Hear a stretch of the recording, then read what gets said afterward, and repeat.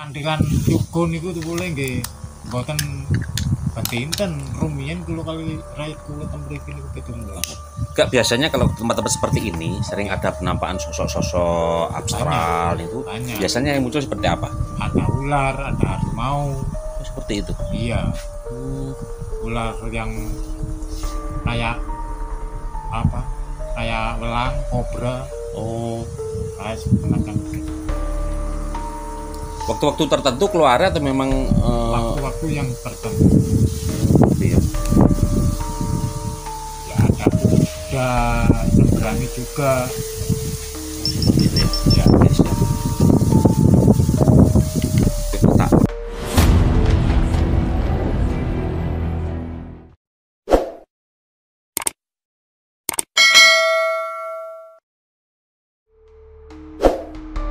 Niki ini damel perkumpulan nih para Semar kali Pak.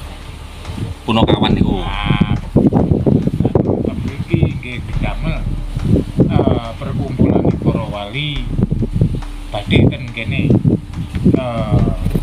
apa niku Trawulan. Wonten Trawulan terus ten mriki asline enten watu dakone nggih ya ketemu Ilen mriku. Teng kebon. Nggih. Jadi terus pengunjung atau peziarah yang datang ke sini itu biasanya mempunyai hajat yang bagaimana biasanya? Ya kalau punya hajat yang minta jabatan, minta barokah sama yang maha kuasa. Cuman buat lantaran lah. Buat lantaran lah. Di sini yang nunggu namanya Mbah Mentro kali Mbah Muntara. Mbah sinten? Mbah Mentro kali Mbah Muntara. Mbah Muntaram. Nggih. Jadi yang bawa rekso lah ibaratnya. Nah, nggih, Mbah Rekso yang nongol di sini. Tapi bisa dijadikan sebagai bunden desa ya. Iya. Jadi setiap kegiatan desa Iya. seperti sedekah bumi, selamatan desa tentu. Iya. Oh. Tapi kebanyakan pengunjung yang kesini sering mendapatkan barokah. Banyak. Soalnya dapat yang buat minta bertanya yang mau puasa belum antar yang sini ya terus minta penglaris apa jabatan minta bertanya yang mau puasa di sini. Pengobatan juga bisa. Ya bisa. Oke. Terima kasih sedikit Ya, informasi dari warga lokal teman-teman untuk menambahkan wawasan buat kita semua.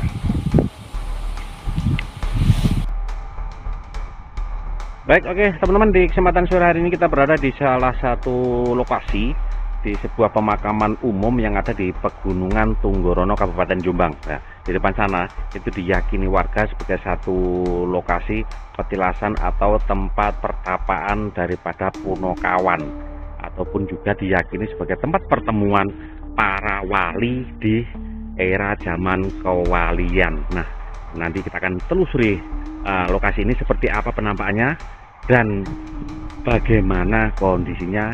Ikuti terus perjalanan saya hari ini. Nah, seperti ini lokasinya. Nah, kita berada di sebuah pemakaman umum, teman. Jadi lokasi ini persis di sebelahnya pemakaman umum Desa Den Anyar, teman. Nah, itu di depan sana itu pemakaman umumnya. Dan seperti biasa kalau kita ke wilayah Jombang ataupun Mojokerto sering menjumpai pohon seperti ini, teman-teman. Nah, pohon mojo cikal bakal dari nama Mojopahit. Buah ini yang sangat viral atau fenomenal untuk kebesaran kerajaan Majapahit menggunakan nama ini, teman-teman. Nah, di depan sana, teman-teman ya, itu lokasinya sebuah batu yang meleter atau orang warga sekitar menamakan Watu Budik, teman-teman. Nah, tidak dipungkiri bahwa tempat-tempat seperti ini memang sering dikunjungi warga atau sering dikunjungi beberapa warga yang meyakini bahwa tempat ini mempunyai nilai-nilai sejarah atau nilai histori yang luar biasa dan mempunyai nilai kesakralan yang berbeda dengan tempat-tempat yang. Oke, kita masuk, teman-teman ya. Kita masuk ke dalam, kita lihat seperti apa penampakannya. Di permisi kulon wun, assalamualaikum, rahayu. Itu beberapa warga lokal yang berkunjung ke tempat ini, teman-teman.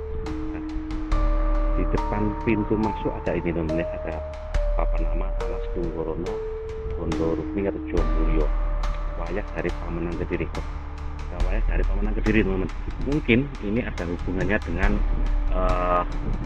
penjelasan Pamenang teman-teman ya, kemungkinan karena baik itu paguyubannya atau apa, ada prasasti yang menyebutkan Pamenang Kediri teman-teman. Kita lanjut, kita lihat seperti ini. Permisi, nuwun sewu, rahayu rahayu, kulon nuwun mbah. Nah seperti ini teman-teman. Jadi batu yang ada di sini itu berbeda dengan batu-batu yang pada umumnya teman-teman ya. Kalau batu yang umumnya itu halus, ini kasar teman-teman. Jadi pendul-pendul seperti lava pijar yang baru keluar. Dan batu seperti ini itu ada itu di perbukitan Wali Kupon yang ada di Tulungagung teman-teman. Nah seperti ini kondisi batunya, sama persis nggak jauh beda. Jadi seperti lava pijar yang keluar dari mulut gunung berapi teman-teman ya, seperti ini batunya.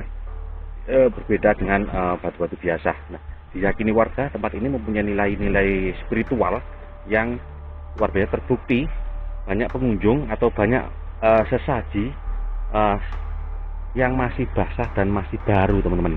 Nah seperti ini kita lihat teman-teman. Kita lihat susah nggih. Seperti ini teman ya. Jadi tadi yang masih baru, bunga-bunga ataupun sisa pembakaran dupa teman.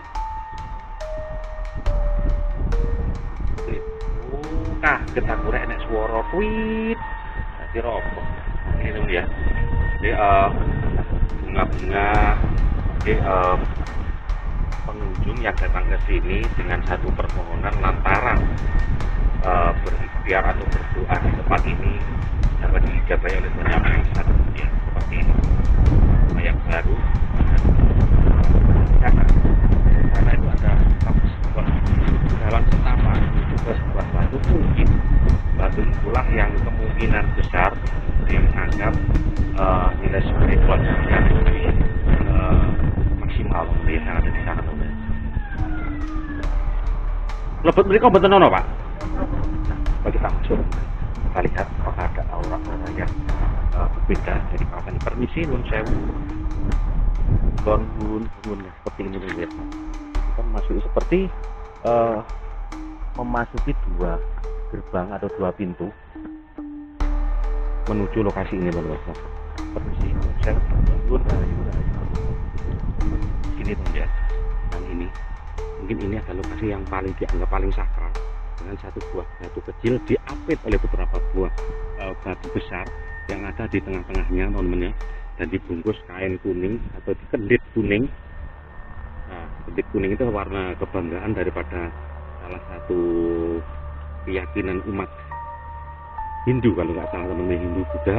Jadi kita menggunakan warna-warna kuning, kain warna kuning, atau juga kebesaran di era kerajaan Majapahit di masa lalu teman-teman ya. Jadi sisa pembakaran sudah seperti ini, dan ini ada wangi macam botol minyak wangi teman, ada jungkas atau suri yang terletak di atas batu yang kecil yang ada di tengah-tengah ini teman. Kalau kita rasakan memang aura di tempat ini itu berbeda dengan yang di luar teman-teman ya. Batu kecil ini mungkin dari inti dari nilai kesakralannya berada di batu yang ada di tengah-tengah ini teman ya. Jadi tidak heran bahwa dulu tempat ini tempat pertemuan para wali ataupun tempat pertapaan daripada Punokawan yang dipelopori oleh Eyang Semar teman ya. Tokoh Semar memang sebagai salah satu tokoh yang mempunyai jiwa yang damai atau jiwa yang penuh dengan kesabaran, jiwa yang penuh dengan ketentraman, tanpa dibekali atau tanpa didasari dengan rasa emosional yang tinggi. Jadi kepribadian yang luar biasa yang ada di penjiwaannya Eyang Semar. Seperti ini lokasinya. Itu di sana ada pemakaman umum teman-teman. Dan persis di pinggirnya satu ini biasanya batu-batu seperti ini itu dekatnya itu seperti tempat keluarnya lava pijar. Nah seperti ini teman ya, jadi meleprek. Mungkin dulunya di kawasan ini juga ada semacam apa itu yang namanya gunung berapi dan mengeluarkan perut bumi atau magma mengeras di tempat ini. Berbeda teman-teman dengan batu-batu yang ada di tempat lain. Oke, kita keluar.